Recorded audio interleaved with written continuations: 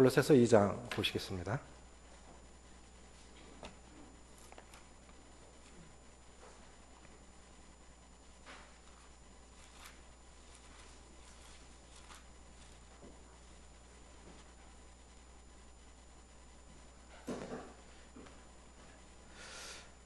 골로새서 2장 1절부터 10절까지는 지혜의 하나님을 소개했고 11절부터 23절까지는 믿음의 주 되신 그리스도입니다.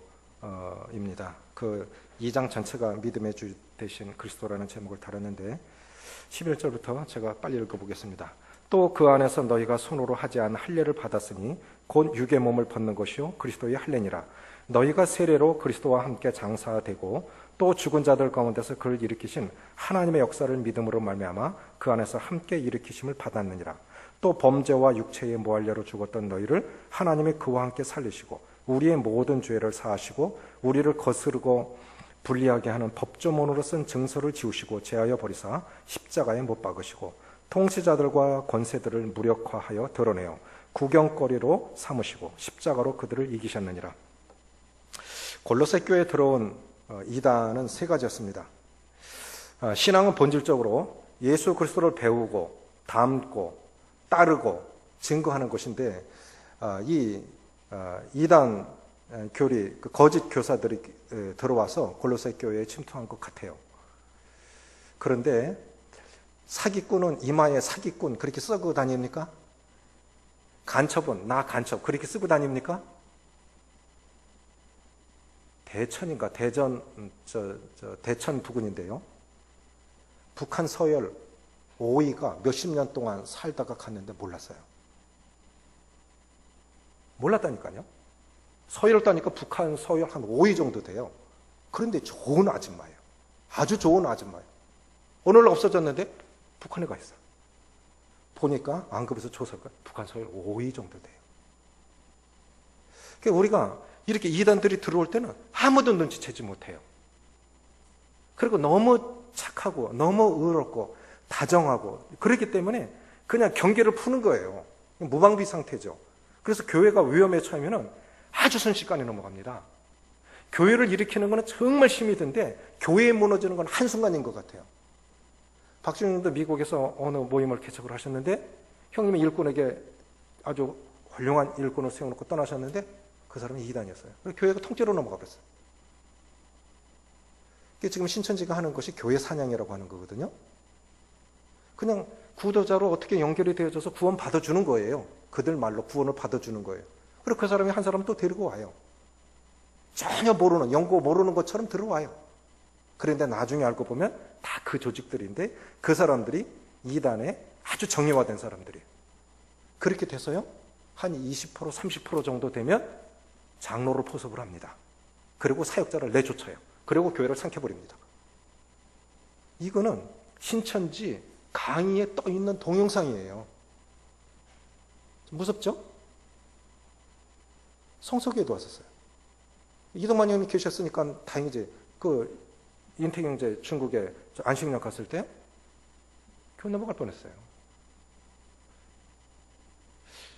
이것이 우리는 뭐 괜찮다, 뭐 수가 많지 않으니까 막 금방 알아본 천만의 말씀입니다. 우리가 경계를 늦추면 누구라도 이단이 될 수 있다고 그렇게 생각이 되집니다. 비슷해 보이는 것이, 그럼 이단이 뭐냐? 잘 생각해 보십시오. 이단이 뭘까요? 비슷해 보이지만 본질이 다른 것이 이단입니다. 뭐라고요? 비슷해 보여요. 근데 본질이 다른 것이 이단이에요. 시작은 같아 보이지만 끝이 다른 것이 이단이에요. 실제로 다를 이자에다 끝단자. 그것이 한문 어원적으로 이단입니다. 상어하고 고래의 크기는 비슷하죠. 그렇죠? 그런데 상어는 어류고 고래는 포유류예요. 고래는 새끼를 낳습니다. 상어는 알을 낳아요. 그래서 한번 울산 중북의 어떤 구도자를 소개를 하는데 굉장히 경계를 하더라고요. 혹시 신천지 아닌가? 저희도 모르는 사람을 뭐 그렇게 소개해달라고 해서 그걸 소개를 했는데 지금은 그러신 된 것 같아요.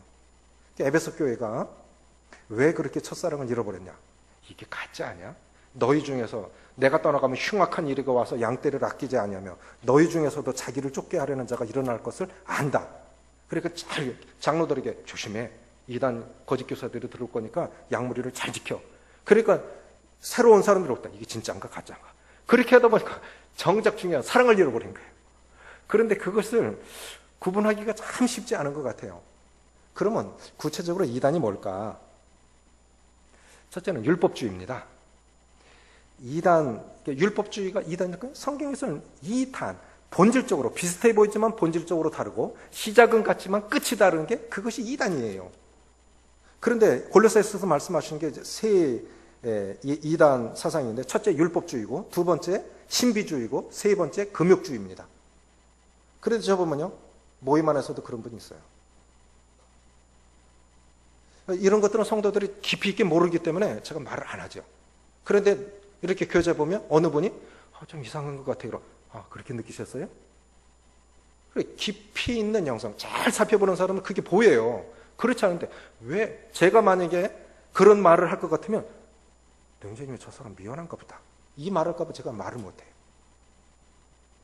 그런 경향들이 있는 거예요. 성도들일지라도 참 조심해야 돼요. 율법주의 11절부터 15절까지가 율법주의입니다. 여기 보면 14절에 우리를 거스리고 불리하게 하는 법조문으로 쓴 증서를 지우시고 제해버리사 십자가에 못 박으시고 그게 뭐냐면 율법주의 그러니까 강조점이 달라요. 강조점. 쉽게 말씀드려서 율법주의는 행위를 강조합니다. 신비주의는 체험을 강조합니다. 뭐라고요? 율법주의는 행위를 강조해요. 행위. 결국 이 거짓 교리의 핵심은 뭐냐면 예수님만으로는 안 된다 이거예요. 플러스 알파. 뭔가가 더 필요하다 이거죠. 그것이 거짓 교리예요. 우리 복음은 참 순수하지 않습니까? 너무 단순하지 않습니까? 믿음으로 구원받고 은혜로 구원받고 그런데 그것만으로 안 돼. 이 갈라디아 우리가 갈라디아서 잘 아시죠? 그런데 갈라디아주의는 율법주의하고 또 독특한 이단 교리예요. 갈라디아주의는 뭐냐면 그래 은혜로 구원받는 건 맞아. 믿음으로 너희가 그 은혜를 인하여 믿음으로 말미암아.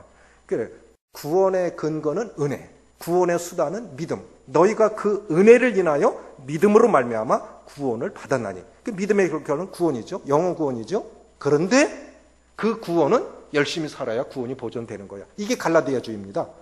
이게 하나님의 교회예요. 하나님의 교회 아시죠? 안상홍 증인회가 하나님의 교회입니다. 오늘날 하나님의 교회는 안상홍 증인이 안상홍 죽었어요. 그런데 안상홍이 죽으면서 장길자라는 여자 저 사람 내 마누라야. 그래가지고 계속 이어지고 있는 것이 하나님의 교회예요. 우리도 이렇게 복음 전할 때 참 조심해야 됩니다. 그리고 잘 살펴야 돼요. 할 수만 있던 성도들이라도 무너뜨리려 가는 것이 사단의 이 전략이죠. 율법이 무엇입니까? 율법을 주신 목적은 무엇일까요? 율법은 왜 주신 겁니까? 죄를 깨닫게 하려고. 로마서 3장 20절입니다.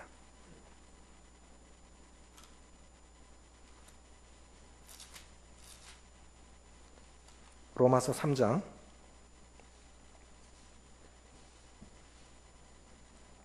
20절 같이 읽습니다. 시작.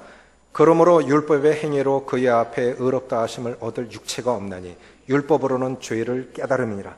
율법을 주신 목적, 그 율법의 기능은 죄를 깨닫게 하는 거예요. 뭐라고요? 죄를 깨닫게 해주는 거다. 그런데 보십시오. 내 체중이 정확하게 얼마인지는 어디에 올라가 보면 알아요. 그럼 내 체온은 뭘로 알죠? 체온계. 혈압은. 그게 없으면 나 정확히 알 수 없죠. 그런데 그 체중계 자체가 체중을 올렸다 내렸다 못 해주죠. 다만 내 상태만 알려줄 뿐이죠. 율법의 기능이 그런 거예요. 율법의 기능은 내가 이 율법이라는 건 쉽게 말하면 하나님의 기준입니다. 하나님의 기준. 그러니까 나와 너를 비교하니까 어떤 사람은 조금 낫고 어떤 사람은 못한데 다 하나님 앞에서는 다 미달이에요. 다 불량품이에요. 아담이라는 사출기에서 나온 제품은 다 불량품이에요. 그런데 우리는 서로가 인간과 인간을 비교하니까 난 너보다 좀 낫고 하나님의 절대 기준, 하나님의 기준에서 볼 때 인간은 다 불량품입니다. 그래서 이게 율법은 뭐냐면 결국 하나님 앞에 우리는 소망이 없는 사람들이다. 그래서 거울과 같은 역할을 하는데 거울 자체가 우리를 씻어주는 건 아니죠. 거울은 결국 우리를 물가로 인도한다고. 씻을 필요를 느끼게 해주는 거죠. 갈라디아서 2장 21절입니다.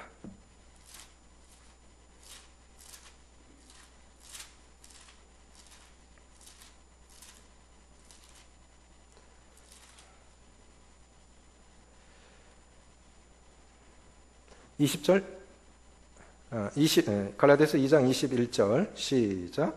내가 하나님의 은혜를 패하지 아니하노니 만일 의롭게 되는 것이 율법으로 말미암으면 그리스도께서 헛되이 죽으셨느니라. 그러니까 내가 만약에 법을 지켜서 구원받을 수 있었다면 세상에서 가장 헛된 죽음이 있는데 그게 뭐라고요?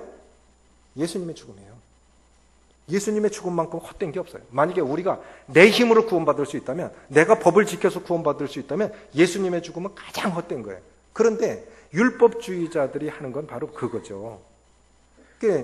옛적에 복음이 없었을 때는 일반 교회 모든 교파 교단 속에 성경의 주제가 구원이고 우리 주님의 이름의 예수님의 이름의 뜻도 구원자고 예수님께서 이 땅에 오신 목적도 인간을 구원하려고 오셨는데 구원을 얘기하면 이단 소리 들었어요.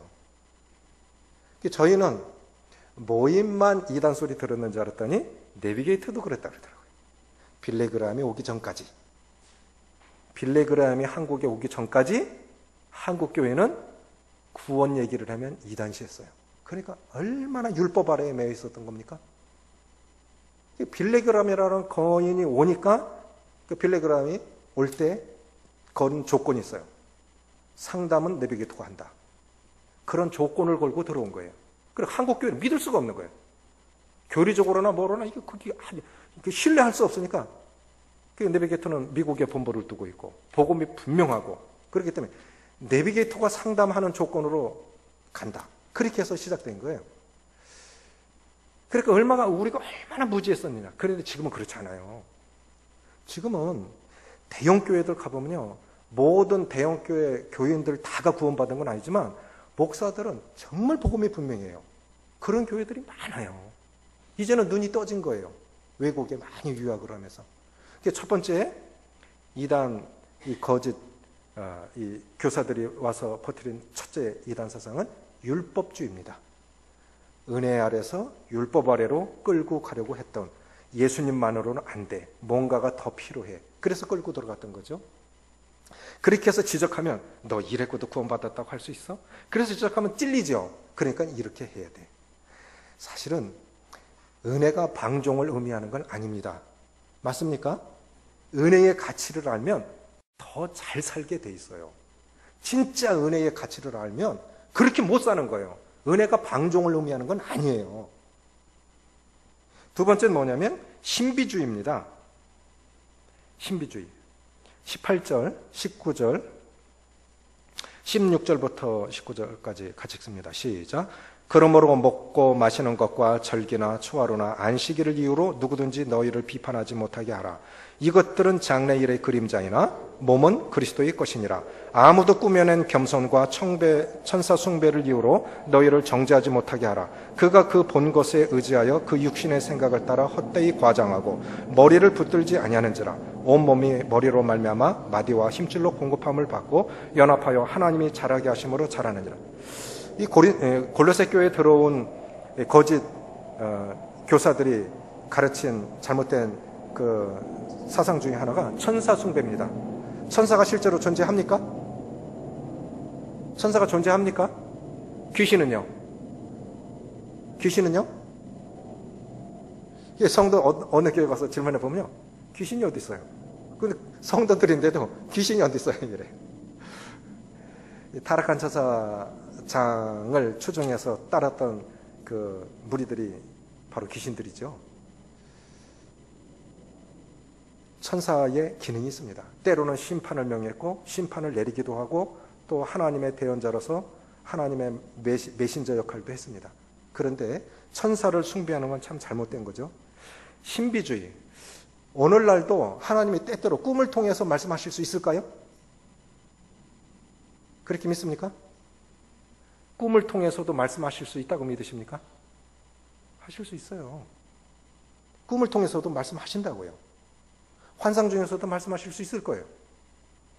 꿈이나 이상으로 말씀하셨던 건데 흔한 일은 아니지만 오늘날도 그렇게 말씀하실 수 있다고요. 근데 신비주의자들은 뭐냐면요, 그것만 의지하는 거예요. 아, 내가 이런 체험을 했어. 내가 이런 체험을 했어. 그런 혹 가다가 적지만 그런 체험도 할 수 있습니다. 그런데 그 사람들의 특징은 뭐냐면, 신비주의 특징이 뭐냐면 머리를 붙들지 않는 거예요. 19절 다시 읽습니다. 시작. 머리를 붙들지 아니하는지라 온몸이 머리로 말미암아 마디와 힘줄로 공급함을 받고 연합하여 하나님이 자라게 하심으로 자라느니라.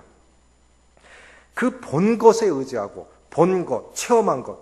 그래서 율법주의는 행위를 강조하고 신비주의는 뭘 강조한다고요? 체험을 강조합니다. 그러니까 체험을 강조하다 보니까 뭐냐면 과장되게 말합니다. 이 말에 동의하십니까? 자기가 계속 그렇게 체험한 걸 말하다 보니까 과장되게 내가 이랬어 저랬어. 그러니까 올바른 성도들이 들어보면 이게 이상한 거예요. 오히려 그렇게 하는 사람들은요, 아, 이것이 다른 성도들에게 혹 나만 경험한 건데 저 사람은 경험하지 못했을 수도 있으니까 말하기도 조심스럽고 잘 말도 안 하려고 그랬죠. 만약에 꿈으로 말씀하셨다면. 방언이라고 하는 것은, 우리가 믿는 방언은 지방 언어입니다. 그런데 방언할 수 있는 겁니다. 아무도 못 알아듣는 언어가 아니고요, 지방 언어죠. 우리가 각기 난 곳 방언으로 듣는도다. 그러니까 유대인들은 몰랐지만 뭐 아프리카 말도 할 수 있는 거고 리비아 말도 할 수 있는 거고 하나님과 직접 소통하는데 그렇게 말할 수 있는 거죠. 방언할 수 있는 거죠. 그런데 내가 방언했어. 그 방언 못하는 거야. 너 영성이 없어. 그렇게 말하면 참 위험한 거예요. 제가 한번 신방 가서 그런 얘기를 들었는데 제가 영성이 없대요. 제가 영성이 없습니다. 사실입니다. 제가 영성이 없습니다. 그런데 그분 제가 보니까 신비주의. 참 그런 쪽으로 참 조심해야 되는데. 그럴 수 있는 거예요. 자기가 그렇게 깊이 빠지다 보니까 저는 그렇게 안 해봤거든. 또 그걸 경계하거든. 나는 말씀이 전부라고 믿고 말씀을 문자대로 믿고 그러는 사람인데, 신비주의자들의 첫 번째 특징이 뭐냐면 자기 체험이 강하고 자기 체험을 강조하다 보니까 과장되게 말하는 거예요. 두 번째는 뭐냐면은 체험을 말씀보다 더 중시한다는 거죠. 이해하시죠? 체험을 말씀보다 더 중요하게 생각해요. 계속 그렇게 살아가요. 그래서 그런 쪽으로 영지주의라고 하는 것이 바로 그런 것들입니다. 나만 독특한 경험을 했다. 나만 독특한 경험을 했다. 너희는 몰라. 너희는 지식이 아직 없잖아. 그거 예수 믿는 것만 갖고는 안 돼. 플러스 알파가 있어. 너희는 그거 몰라. 이게 영지주의거든요. 두 가지 말씀드렸습니다. 율법주의는 행위를 강조하고, 물론 우리가 믿음이 산 믿음을 증명하려면 삶으로 나타나야 돼요. 그런데 행위를 강조하는, 은혜를 저버리고 행위만 강조하다 보면 율법주의가 됩니다.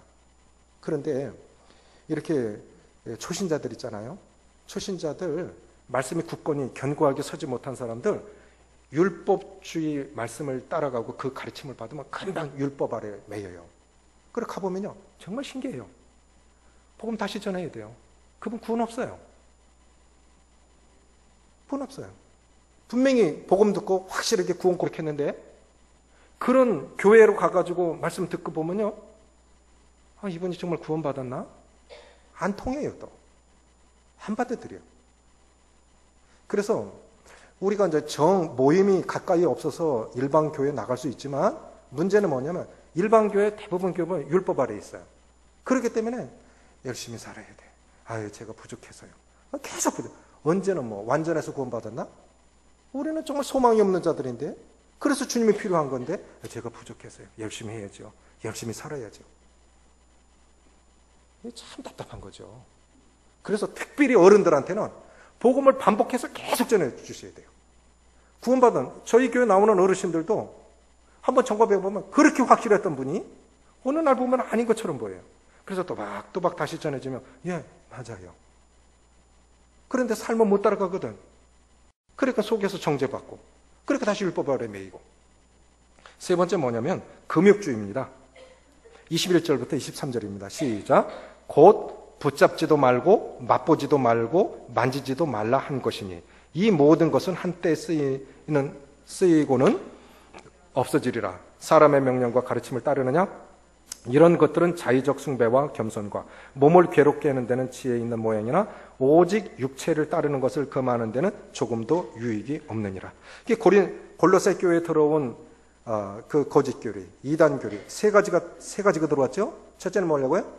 율법주의가 들었어요. 두 번째는 신비주의가 들었어요. 세 번째는 금욕주의가 들어온 거예요. 지금 이집트가 이슬람입니까? 기독교 국가입니까? 이집트가요. 이집트는 아프리카에 속합니까? 아시아에 속합니까? 몰라도 괜찮아요. 그게 중요한 건 아니에요. 제가 알기로 이집트는 아프리카 쪽으로 속해 있는 것 같은데, 밑에 쪽이니까. 근데 이슬람 국가입니다. 그런데 이집트가 어떤 교회냐면요, 초대 교회 때는 굉장히 경건한 국가였어요. 오리겐이라고 하는 사람이 있는데요, 오리겐이라는 이집트 출신인데, 이분은 영지주의자들, 이런 이단 교사들과 대질해가지고 말씀을 교리적으로 이렇게 물리친 사람이에요. 굉장히 말씀에 견고했던 이단주의자들을 이렇게 대적했던 분인데, 이분이 금욕주의 대표적인 분입니다. 교부였는데, 이분은 육체는 더럽다, 영혼은 깨끗하고 육체는 더럽기 때문에 육체를 학대하다가 자기 성기를 잘랐어요. 그래, 이것은 참 더러운 거야. 추악한 거야. 그게 잘라버렸어요. 자, 자기 학대, 이것이 거룩을 추구하는 겁니까? 아닙니다. 일시적으로요. 사도 바울도 머리를 깎은 적이 있죠. 그렇죠? 우리도 금식할 필요가 있습니까? 때때로 내 정성, 내 이 마음을, 영혼을 일깨우기 위해서요, 금식 필요해요. 절식도 필요하고 영혼이 깨끗해집니다. 그러나 계속 금식만 한다면 그게 진짜 경건이냐? 그렇지 않은 거예요. 물론 먹는 사람도 주를 위해서 먹고 금식하는 사람도 주를 위해서 금식하는 것이지만, 이분은 잘못 생각한 거예요. 육체가 더러운 건, 육체는 중성입니까? 아니면은 육체는 경건한 것입니까? 아니면 육체는 타락한 겁니까? 육체는 어떤 겁니까? 육체는 중성이에요. 돈은요? 돈도 중성이에요. 어떻게 쓰이냐에 따라 더럽기도 하고 깨끗하기도 하고, 그 돈을 하나님 앞에 드리면 거룩한 거고, 그것을 죄 짓는 데 쓰면 더러운 거고, 우리 몸도 마찬가지입니다. 우리가 어디에 복종하느냐에 따라 우리가 죄인이 될 수도 있고 의인이 될 수도 있는 거 아닙니까? 우리 몸도 그런 거예요. 어떻게 쓰느냐에 따라 이게 달라지는 것인데, 몸을 학대하는 거예요. 그러니까 몸과 영혼을 분리해서 이분법적으로 생각한 사람이 오리겐입니다. 이거 참 잘못된 거죠. 오늘날 그 수도사들 있지 않습니까? 수도사들, 그분들이 거의 금욕주의 사람들이에요. 수도사들이 그냥 들어 앉아서 아무것도 안 해요. 기도만 해요. 그런데 사실 주님은 뭐라고 하셨습니까? 주님 뭐라고 하셨습니까? 지상명령은 무엇입니까? 너희는 가서 모든 족속에 복음을 전파하라 그랬죠? 그냥 틀어박혀서 그냥 자기 절제, 자기 그것만 하고 있는 거예요. 때때로 우리가 이런 면에서, 우리 성도들은 너무 자유해서 탈이지만 이렇게 생각하는 사람들도 있어요. 금욕주의. 이것이 결코 이 육체의 욕망을 억제하는 것, 그것이 특별히 경건에 그렇게 도움은 안 됩니다. 차라리 먹을 때 먹고 적당히 쉬고, 그렇게 건강한 몸, 건강한 정신으로 주님 잘 섬겨가는 것이 더 나은 것 같아요. 자기 몸을 그렇게 학대하는 것도 그렇게 옳은 거는 아닌 것 같아요. 골로새 교회에 세 가지 이단이 들어왔다 그랬죠? 첫째는 율법주의. 율법주의가 강조하는 것은 행위를 강조하는 것. 두 번째, 신비주의가 들어왔어요. 신비주의가 강조하는 것은 체험. 너 이런 거 해봤어? 이런 거 해봤어? 에이, 그것도 못하고. 제가 군대 가기 전에 서울에 어느 교회 가봤거든요. 큰형님 다니는 교회 한번 이렇게 가봤는데, 목사님이요, 통성 기도하라고 막 그래. 근데 우리 이것도 어색하고 가만히 앉아서 그냥 무건으로 기도하고 있는데 등짝을 딱 때리더라고. 얼마나 아픈지. 이 양반은 처음 보는 사람을 왜 때려 그랬더니 방언 안 한다고. 나만 방언을 못하고 있어. 다들 막 방언하는데 조용한 게 앉아서 이렇게 정말 믿음 없는 사람이 그러고 한대 의다 맞고 나서 어이구 교파는 이런 거구나. 그런 체험이 없으면 힐링한 게 아니에요. 꼭 그런 것이 아니죠. 소망교회 그 퇴임하신 목사님은 아멘 소리도 못 하겠어요. 한국교회는 참 잘못됐다. 쓸데없이 아멘을 남발하고 할렐루야 남발하고 하나님이 귀잡섰나? 뭐 시끄럽게 떠들고 마음의 생각까지 통찰하시는 분인데 뭘 그거를 정지할 필요는 없지만 어쨌든 우리가 믿음에 견고히 서야 건강한 신앙, 우리 건강한 성장을 이루어야 세상에 거룩한 영향력을 미칠 수 있습니다. 특별히 이제 토요일날 이번 주일날 주실 말씀을 놓고 기도하시고 하나님께서 주실 말씀을 성령께서 내게 주시는 말씀으로 잘 받아서 그냥 말씀 잘 들었다가 아니라 그 말씀이 나를 변화시켜 주시기를 그렇게 기도하고요. 다시 말씀드리지만 세인동교회와 상주교회와 문경교회를 위해서 간절히 기도해 주시면 좋겠습니다. 어쨌든 일꾼들을 우리가 파송했잖아요. 사도행전에 보니까 우리 청년들이 찬송하는 중에 생명이 생명을 낳고 찬송이 있었죠? 가사 있었죠? 생명이 생명을 낳고 교회가 교회를 낳습니다. 맞습니까? 교회가 건강하다라면 교회가 교회를 낳는 거예요. 그러면 낳은 교회도 건강해야 돼요. 그렇죠? 그럼 함께 기도해 주셔야 됩니다. 기도하시겠습니다. 아버지 하나님, 소망 없는 저희들 구원해 주셔서 오늘날 이런 복을 누리고 삽니다.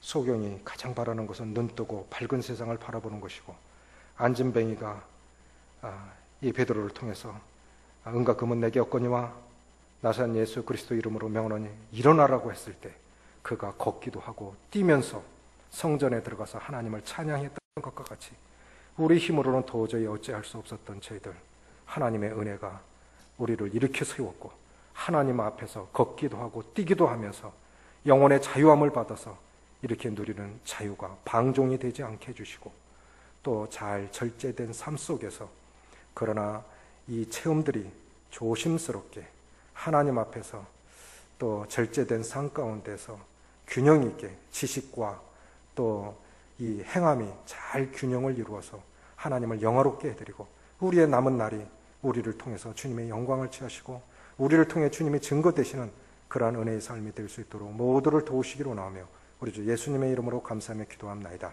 아멘.